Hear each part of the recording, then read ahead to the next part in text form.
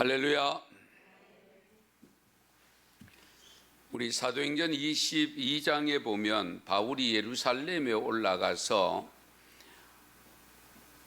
그 붙잡힌 후에 그들 앞에서 자기가 그동안 살아온 삶 속에서 있었던 내용들을 변증을 하는 내용이 기록되어 있습니다. 복음을 전하게 된 동기를 일러주는 거죠. 자기도 전에는 예수를 핍박하는 사람이었다. 그러나 다메섹 도상에 올라가다가 결국은 부활하신 주님을 만났고, 거기에서 바로 하나님이 보내신 아나니아라고 하는 바로 그 선지자를 통해서 경건한 유대인으로부터 사명을 전달받았고, 그래서 내가 이와 같은 사역을 감당하고 있다는 변증을 합니다. 그 내용 속에 14절 15절에 이런 말씀이 있습니다. 그가 또 이르되 우리 조상들의 하나님이 너를 택하여 너로 하여금 자기 뜻을 알게 하시며 그 의인을 보게 하시고 그 입에서 나오는 음성을 듣게 하셨으니 네가 그를 위하여 모든 사람 앞에서 네가 보고 들은 것에 증인이 되리라. 조상들의 하나님이 너를 택했다. 그리고 자기 뜻을 알게 하셨다. 그리고 그 의인을 보게 하셨다. 그 의인이라는 것은 부활의 예수님을 환상을 통해서 봤잖아요. 보게 하셨다. 그리고 그 입에서 나오는 음성을 듣게 하셨다. 그렇죠? 당신 누굽니까? 네가 핍박하는 예수다. 그 음성을 들었습니다. 그런데 그렇게 하신 이유가 뭐냐? 네가 그를 위하여 모든 사람 앞에서 네가 보고 들은 것에 증인으로 삼기 위해서 그렇게 하셨다는 거예요. 네. 사도 바울이 증인이 되어야 하기 때문에 하나님의 뜻을 알게 하셨고 예수님을 만나게 하셨고 직접 음성을 듣게 하셨다. 그렇게 하신 궁극적인 이유는 이방인에게, 왕들에게 복음을 전가하기 위해서라는 겁니다. 오늘날 저와 여러분 무엇입니까? 하나님은 지금도 여전히 우리를 먼저 불러 세우셨습니다. 우리로 하여금 하나님의 살아계심을 경험케 하고 있습니다. 그 이유가 뭐냐? 정인 삼으시려고, 정인의 삶을 살게 하시려고.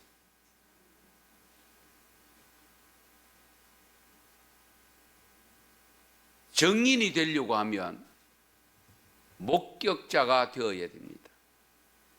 목격자. 가끔 목격자 찾는 현수막이 붙어 있잖아요. 카드라 하는 거 가지고 안 됩니다. 누가 그러더라, 그거 가지고 안 됩니다. 어떻게 해야 되느냐? 진정한 참된 목격자가 되려고 하면 내가 봤다, 내가 보았다, 내가 직접 확인했다, 내가 경험했다, 내가 만났다, 이렇게 되어져야 진정한 정인이 됩니다. 그래서 요한 1서 1장 1절에서 3절에 보면 사도 요한이 이렇게 고백합니다. 태초부터 있는 생명의 말씀에 관하여는 우리가 들은 바요, 눈으로 본 바요, 자세히 보고 우리의 손으로 만진 바라. 이 생명이 나타나신 바 된지라 이 영원한 생명을 우리가 보았고 증언하여 너희에게 전하노니 이는 아버지와 함께 계시다가 우리에게 나타내신 바 된 이시니라. 우리가 보고 들은 바를 너희에게도 전하면 너희로 우리와 사귐이 있게 하려 함이니 우리의 사귐은 아버지와 그의 아들 예수 그리스도와 더불어 누림이라. 아멘. 이 사도 요한은 밤모섬에서 확실하게 오늘 표현하잖아요. 손으로 만진 바가 되었다고 했어요. 그동안 그냥 듣고 알고 있던 내용을 실제적으로 내가 만났다, 확인했다. 그래서 손으로 만진 바 되었다라고 고백한 겁니다. 우리가 예수님을 실제적으로 볼 수는 없습니다. 그렇지만 우리도 사도 요한처럼 바울처럼 얼마든지 하나님이 어떤 분인가를 우리의 꿈을 통해서, 환상을 통해서, 내 삶의 여정을 통해서 얼마든지 만날 수 있는 기회가 있고 길이 있습니다. 만나야 됩니다. 오늘 등록하신 분도 신앙생활을 처음 하시는 분도 그 언성교회 가니까 목사님이 카더라 이제 이럴 수는 있습니다. 그렇죠?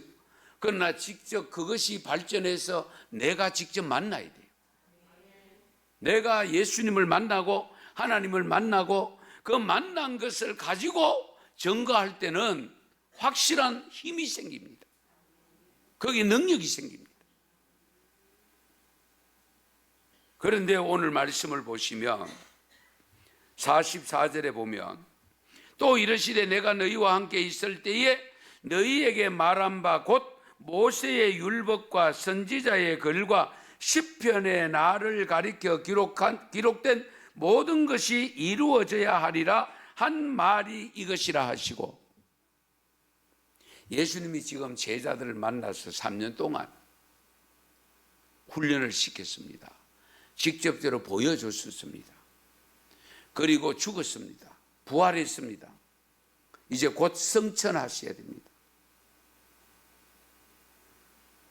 그런 가운데서 제자들에게 내가 지금까지 너희들에게 일러준 것, 내가 지금 너희들 앞에 있는 내가 모세의 율법책에 기록되어 있고 선지서에 기록되어 있고 시편에 기록된 그것이 바로, 그분이 바로 내다, 내. 그것을 지금 강조하고 있습니다.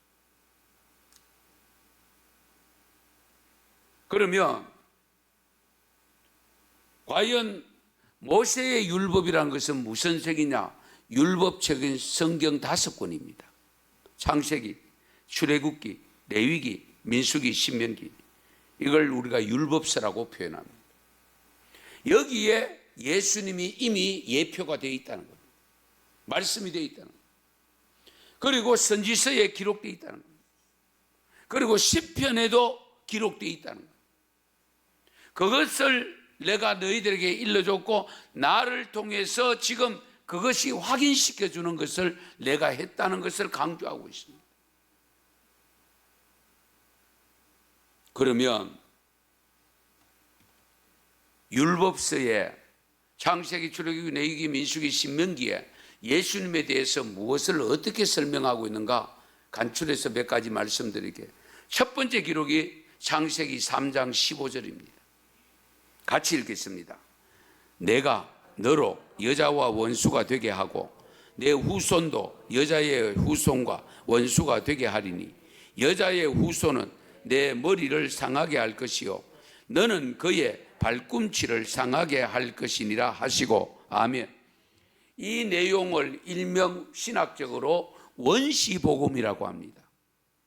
최초의 복음, 가장 오래된 복음. 복음이라면 여러분 누굴 먼저 생각합니까? 예수님을 생각해야 되잖아요. 예수님이 복음이잖아요. 그러면 이 방금 읽은 이 말씀 속에 예수님이 어디에 있느냐? 예수라는 예자도 없는데. 잘 보세요. 내가 너로 여자와 원수가 되게 하고, 여기 너가 누구냐? 뱀을 두고 한 말입니다. 여자와 원수가 되겠다. 여자는 마리아겠죠. 그런데 내 후손도 여자의 후손과 원수가 되게 한다.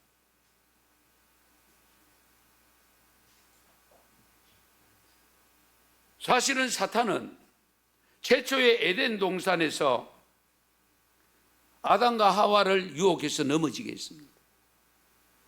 그때 유혹한 사탄으로 다가온 것이 뱀이었습니다. 바로 그 내용을 일러주고 있습니다. 내 후손도 여자의 후손과 원수가 되게 하니, 여기 여자의 후손이 누구냐? 예수님을 말합니다.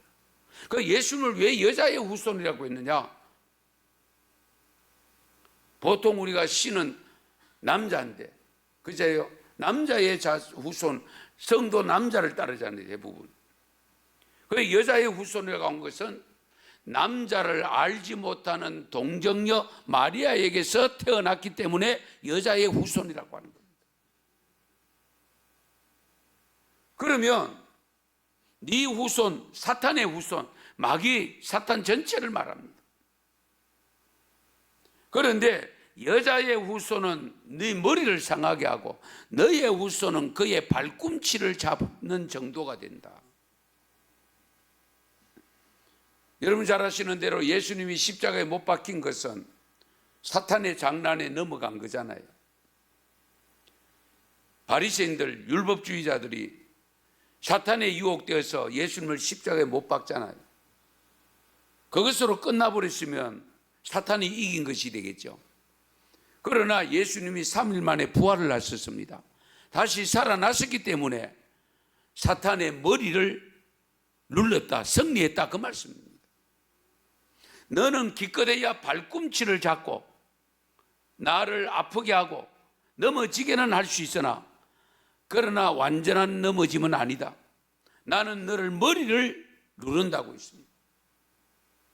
그래서 이 창세기 3장 15절을 원시복음이라고, 최초의 예수님을 예표하는 말씀입니다.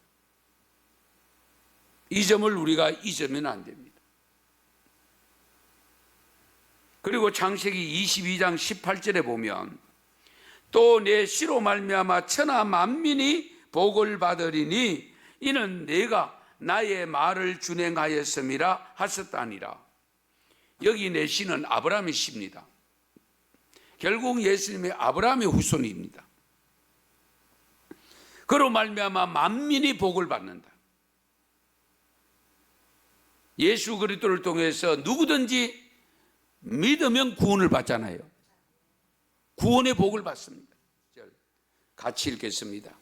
또 이르시되 이같이 그리스도가 고난을 받고 제3일에 죽은 자 가운데서 살아날 것과 또 그의 이름으로 죄사함을 받게 하는 회개가 예루살렘에서 시작하여 모든 족속에게 전파될 것이 기록되었으니 아멘. 어디에 기록됩니까? 성경에 기록되어 있죠. 그렇죠? 지금 예수님께서 율법서에, 선지서에, 시편에 기록된 성경을 지금 제자들에게 다 일러준 거예요.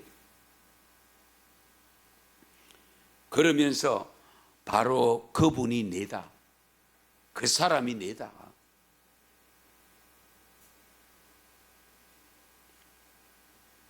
지금 이 말씀을 하시는 때가 바로 성천하시기 직전입니다. 부활하신 이후에 성천하시기 직전입니다.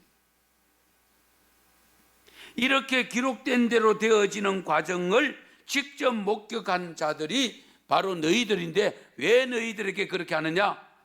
오늘 48절에 보면 뭐라고 합니까? 너희는 이 모든 일에 뭐가 되라고요? 증인이라. 너희들에게 이렇게 일러주고, 그리고 내가 너희들 앞에서 3년 동안 보여주고 부활한 모습도 보여주고 하는 이유가 뭐냐? 너희들이 내가 떠나고 난 다음에 증인으로 삼기 위해서다. 증인으로 삼기.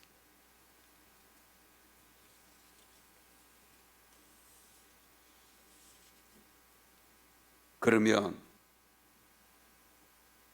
저와 여러분은 어떻습니까? 하나님의 말씀이 담긴 성경, 하나님의 말씀으로 믿습니까? 이 하나님의 말씀을 믿는다면 하나님이 살아계신과 예수 그리스도가 나의 주가 되셔서 내 죄를 속죄하시고 나도 구원받았음을 믿습니까? 이 믿음이 있다면 여러분이 진정으로 그 하나님을, 그 주님을 어디에서 어떻게 만나고 계시는지요? 어떤 모습으로 만나고 계시는지, 어떤 체험을 하셨는지 분명히 해야 됩니다. 왜? 제대로 된 정인이 되기 위해서입니다. 카다락하면 안 됩니다. 그러면 여러분, 저와 여러분이 정인된 삶을 살아야 되는데 누구에게 제일 먼저 다가갈까? 이것도 우리의 과제잖아요. 누구에게 제일 먼저 다가갈까?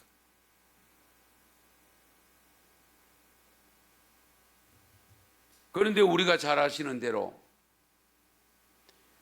다가가고 싶다고 다가가집니까? 성경을 읽고 기도를 드리고 말씀을 들을 때는 가야지 했는데 막상 나가면 잘 안 돼요. 두려움이 생겨요. 가서 무슨 말 할거까지 생깁니다. 그래서 예수님께서 제자들에게도 그와 같은 일이 있을 줄 알고 하신 말씀이 바로 49절입니다. 49절 같이 읽겠습니다. 볼지어다 내가 내 아버지께서 약속하신 것을 너희에게 보내리니 너희는 위로부터 능력으로 입혀질 때까지 이 성에 머물라 하시니라. 아멘. 잘 들으세요. 목격 다 했어요. 목격을 했음에도 불구하고 베드로가 성령 받기 전에는 3번이나 부정을 했습니다. 그것도 작은 계집종 앞에서도 부정했습니다. 그렇기 때문에 예수님은 우리 인간의 속성을 잘 알고 계시기 때문에 분명하게 일러주잖아요. 내 아버지께서 약속하신 것을 내가 너희에게 보낸다. 성령을 보내시는 것은 예수님입니다. 그런데 그 성령은 하나님께서 약속하신 것이다. 그러므로 내가 가면은 성령을 보낼 테니까 그 능력으로 입혀질 때까지는 너희들이 이 성을 떠나면 안 된다. 예루살렘을 떠나면 안 된다. 예, 성령을 받지 않고는 너희들이 지금 확인한 것 가지고 제대로 못 전한다는 겁니다. 그래서 어떻게 하든지 저와 여러분은 성령이 충만해야 됩니다. 이 마지막 시대를 살아가는 저와 여러분이 성령 충만하지 않으면 직분을 받아도 그 직분 감당이 안 되고요. 복을 받아도 그 복을 오래 못 누립니다. 이 점을 분명히 아셔야 돼요.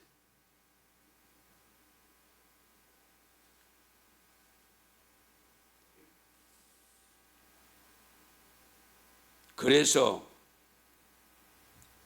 오늘 본문 49절 하반절에 너희는 위로부터 능력으로 입혀질 때까지 이 성에 머물라 하신 이유가 바로 거기에 있는 거예요. 그래서 우리 자주 인용합니다마는 사도행전 1장 8절에 보면 오직 성령이 너희에게 임하시면 너희가 뭘 받아요? 권능을 받아서 어디로 가요? 예루살렘, 온 유대, 사마리아 땅끝까지 정인이 되리라.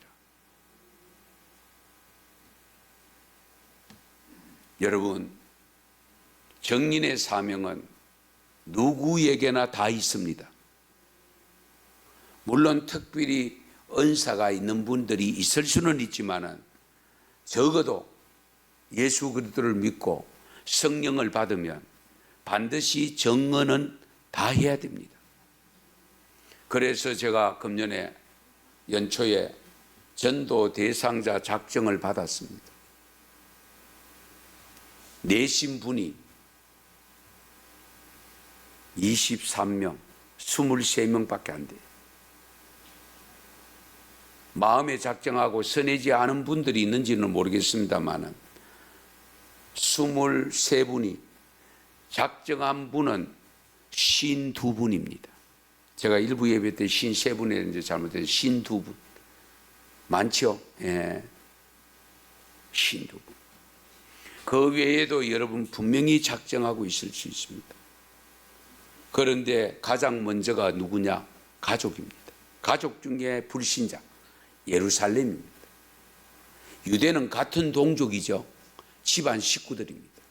집안 식구들. 좀 잘 알고 지내는 사람들일 수도 있습니다. 그 다음에 사마리아, 이방인들입니다. 전혀 예수를 믿지 않는 분들, 정말 믿지 않는 집안에 불교 중심, 타교 중심으로 살아가는 그런 사람들. 그러면서 내가 살고 있는 마을을 벗어나서 그 다음에 사마리아, 타 지역까지, 그리고 세계 속의 땅끝까지 정인의 사명을 감당해야 됩니다.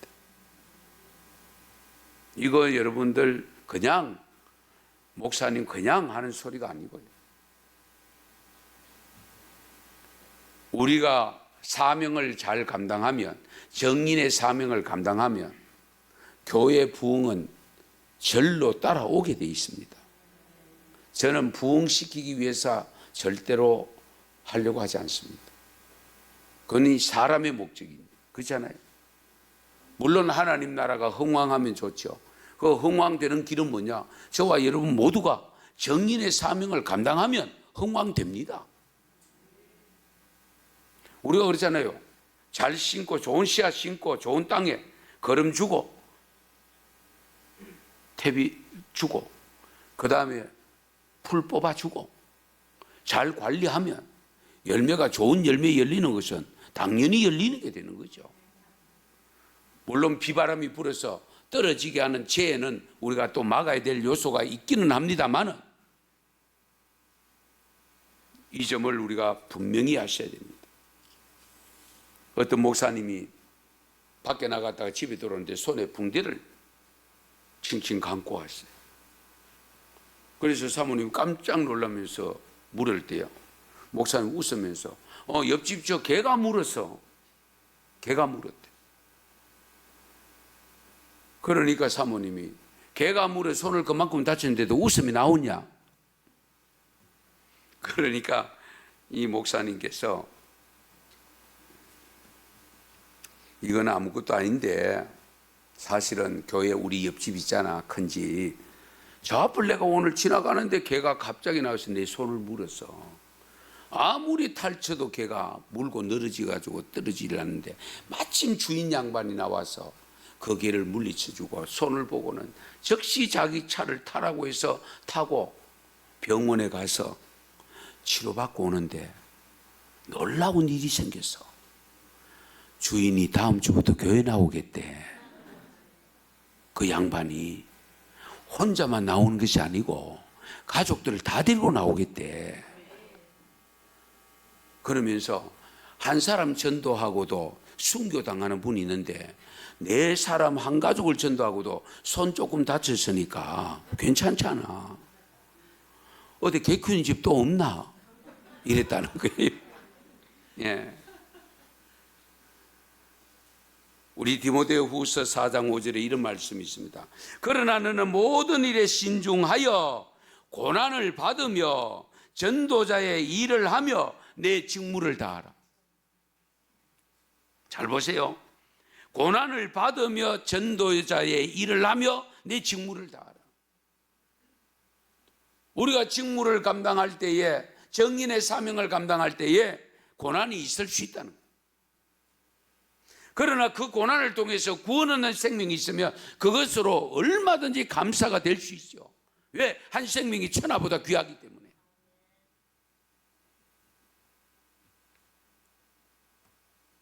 오늘 이 말씀에 순종하기 위해서라도 이렇게 외쳐보십시다. 한번 따라서 해봅시다.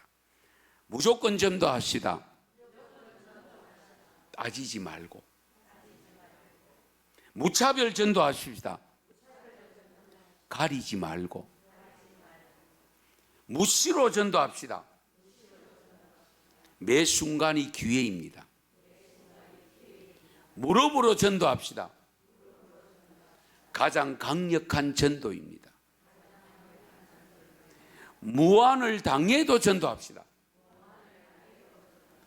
무한은 순간이요, 상급은 영원합니다. 무수히 전도합시다. 하늘의 별같이. 무서워 말고 전도합시다. 믿음으로 담대하게 합시다. 무한대로 전도합시다. 세상은 넓고 비신자는 많습니다. 무더기로 전도합시다. 부흥의 불길이 타오릅니다. 무작정 전도합시다. 성령님이 인도하십니다. 할렐루야. 우리 모두 사순절을 맞아서 주님의 십자가를 묵상하면서 진정한 주님을 만남의 기회를 가지시고 그 체험된 경험을 가지고 정인의 사명을 살아 생명들을 구원해내는 역사가 이번 부활절에 일어나기를 축원합니다. 그때에 한 분씩 꼭 인도하시고 우리가 전 성도들이 함께 부활의 영광을 돌릴 때 하나님이 기쁘게 받으실 줄 믿습니다. 기도드리겠습니다.